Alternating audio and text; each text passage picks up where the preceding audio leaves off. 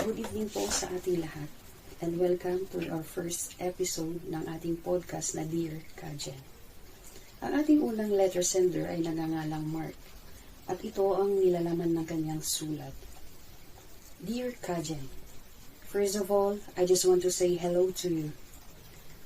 Nakita ko po ang post ninyo na naghahanap ng i-feature na story sa podcast niyo and I wanted to share my own.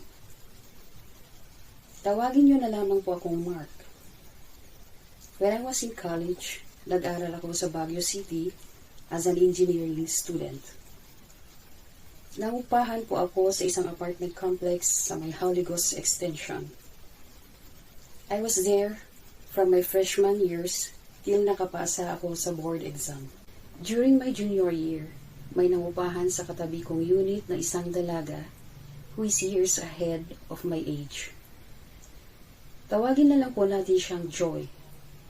Successful na siya sa career niya that time and sa panahong iyon kasi nauuso yung work from home at isa po siyang nagtatrabaho from home bilang accountant sa isang American firm. I remember during our first conversation na witty siya at magaling. Kasi sa convo pa lang namin, malawak na ang kanyang knowledge sa mga bagay-bagay. Maganda siya at down to earth. Kahit successful na siya, makikita mo pa din sa kanya na humble siya. Wala akong nakitang kayabangan sa kanya. Sa una pa lang, nawili na ako sa kanya at sa mga sharing of knowledge niya. Dumadaan ang oras na di namin namamalayan kasi hindi siya boring kausap.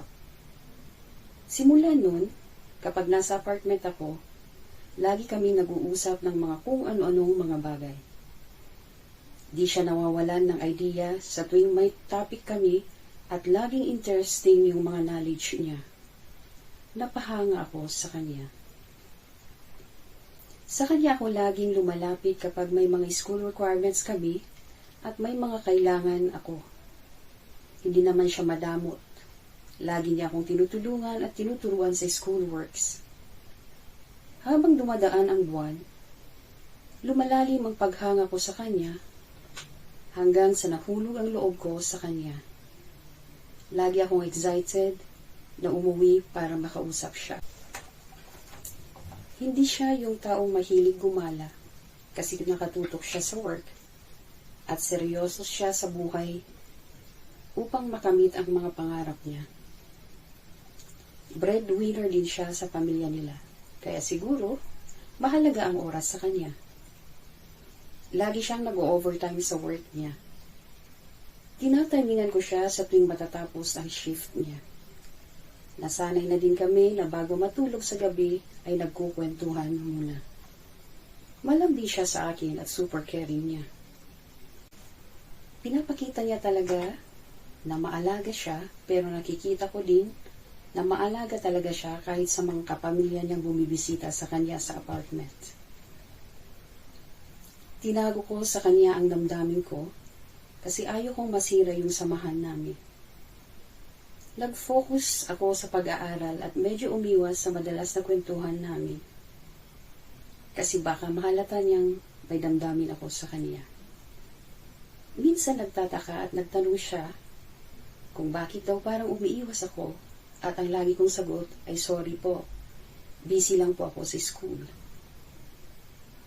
Dumaan ang isang taon na madalang ko nilang siyang kausap kasi umiiwas talaga ako pero habang iniiwasan ko siya, lalo namang sumisidhi ang damdamin ko sa kanya. May time na nahihiya na akong kausapin siya, baka mabuko niya ako. Isang gabi nadatnan ko siya sa sala na malayo ang tingin at parang malalim ang iniisip. Nag-good evening ako sa kanya at medyo nagulat siya. Biniro ko siyang parang ang lalim ng iniisip natin . Tapos sumagot siyang may lungkot sa mga mata na may problema daw siya. Nagpaalam muna akong ipasok sa unit ko ang mga gamit ko at binalikan siya sa sala. Nagtanong ako kung ano yung problema niya at nag-open siya na binabalikan daw siya ng kanyang ex na MIU or Man in Uniform. Naging sila daw ng 1 year at nag-break sila dahil sa nag-cheat si MIU. Nakikinig lang ako sa kwento niya, pero napansin kong parang hindi naman siya masaya na nakikipagbalikan yung ex niya.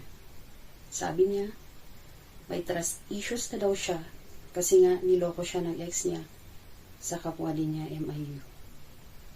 Ayon sa kwento niya, nagsisi na daw yung ex niya at gusto siyang balikan kasi di daw niya mahal yung ipinalit sa kanya dahil manloloko din daw yung babae. Medyo napareact ako sa part na yon at sinabing, bakit ngayon lang niya maalalang makipagbalikan sa'yo? Dahil niloko din siya? So kung hindi pa siya niloko, di ka maalala? Ano yun, option ka niya? Tahimik lang siya at sinabi niyang may nangyari na daw sa kanila nung guy, kaya may trauma siya sa pakikipagrelasyon. Simula daw kasi noon, nawalan siya ng self-confidence at kinu-question ang sarili na ano daw kulang sa kanya. Sabi ko naman, walang kulang sa'yo. Sadyang di lang kontento ang ex mo, kaya naghanap ng iba. Mula ng gabing iyon, na muli kami nag-usap ng seryoso. Lagi na siyang nag-a-update sa akin at nagkukwento tungkol kay MIU. Medyo nasasaktan ako kapag nagkukwentuhan kami. One day, biglang may bisita siya na isang lalaki, kaya naisip kong baka ito na yung sinasabi niyang ex niya. Nawalan kami ng communication kasi lagi na siyang busy kay Guy. Minsan lumalabas pero madalas naglalagi sa unit niya hanggang sa napansin kong madalang na din pumunta yung Guy at madalas kong makitang malungkot si Joy. Hindi ko matiis kaya tinanong ko sa kanya kung may pinagdadaanan ba siya at bigla siyang napahagulgol na mabigat daw problema niya. Buntis siya at 3 months na daw siyang buntis. Sinabi daw kay MIU yung kalagayan niya at biglang naging cold sa kanya si MIU. Umiiwas na din daw siya at laging nagagalit kapag tinatawagan o tinetext niya. Medyo galit din akong nakikinig sa kwento niya at sinabi kong huwag mo nang habulin pa kung ngayon pa lang duwag na siya sa obligasyon niya. Hindi ka niya mahal. Naging libangan ka lang niya. Lalo siyang napahagulgol at sinabi niyang yun din daw ang pakiramdam niya pero kailangan daw ilaban ang karapatan ng magiging anak nila. Sabi ko sa kanya, successful ka naman. Kaya mo sigurong buhayin mag-isa yung baby niyo kaysa magmukha kang kaawa-awa kakahabol sa walang kwentang lalaki yun. Sabi niya, sa bagay, may point ka. Hindi na niya kinontak si MIU at hindi rin nagparamdam si MIU. Simula nun, madalas ulit kami magkwentuhan at lagi ko siyang tinutulungan sa tuwing kailangan niya ng magbuhat ng mga mabibigat na bagay. Lalo akong napalapit sa kanya hanggang sa isang gabi, nagkasakit siya at kailangan niya ng magbantay sa kanya. Hindi ko maiwasang hindi mag-alala kaya kahit 10 oras ng gabi ay kumatok ako sa unit niya at nag-volunteer na bantayan siya. Umayag naman siya. Habang lumalalim ang gabi, tumabi ako sa kanya, sa kama niya. Pinakiramdaman kong bumaba ang fever niya.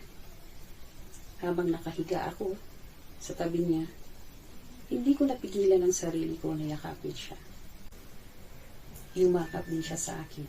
Tahimik lang kami, nabibingi sa bilis ng tibok ng puso namin. Lumipas ang gabing yun at lalong gumulo ang isip ko. Lalo akong laging nasasabik na makita siya. Napapansin ko din na excited siya lagi kapag umuwi ako. Lagi na siyang nakangiti at parang ang saya-saya niya kapag nakikita ako. One time, hindi ko na napigilan ang sarili ko at nagtapat sa kanya na matagal ko na siyang mahal. Tanggap ko siya at handa ko siyang damayan at samahan sa lahat ng panahon ng kanyang buhay. Hindi siya nakasagot, tahimik lang siya. Lumipas ang mga araw at one day, nag-request siya na kung pwede daw ba kaming mag-usap at umuo naman ako. Sinabi niyang ang taas daw ng respeto sa akin at napamahal na daw ako sa kanya, pero ayaw daw niyang maging dahilan para hindi ko makamit ang mga pangarap ko sa buhay. Di ko daw deserve ang babaeng katulad niya na malapit ng manganak sa anak niya sa ibang lalaki. Pagbutihin ko daw ang pag-aaral ko at pilitin kong maging successful sa buhay. Sinabi ko din sa kanya na tanggap ko siya ng buong buo at handa ko siyang ipakilala sa mga kapamilya ko.